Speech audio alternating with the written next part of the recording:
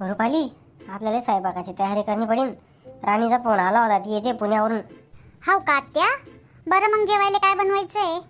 तोच तर मोठा प्रश्न आहे. हो माय, मला तर गैर टेन्शन पडतं. ती येते तेव्हा तिचे खायचे गैरे नखरे.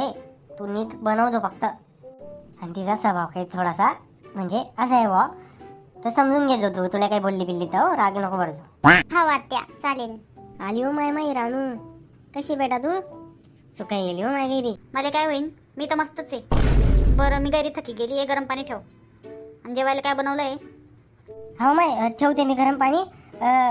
रुपाली, काय जेवण काय बनवलंय बेटा? कांद्याची पात आणि वरण भात. व्हॉट? कांद्याची पात आणि वरण भात? तुमच्याकडे पाहुण्यांना हेच बनवता का वहिनी? अरे काय मम्मी, तू तर लय गुणगान गात होती या सुनेचे. मै रुपाली अशी, मै रुपाली तशी. जाऊ दे, चल चालले मी आंघोळीले. जाऊ दे व रुपाली, ध्यान नको देऊ तिच्याकडे. मी काय म्हणते, शिरा बनाई टाक. शिरा गैर आवडतो तिला.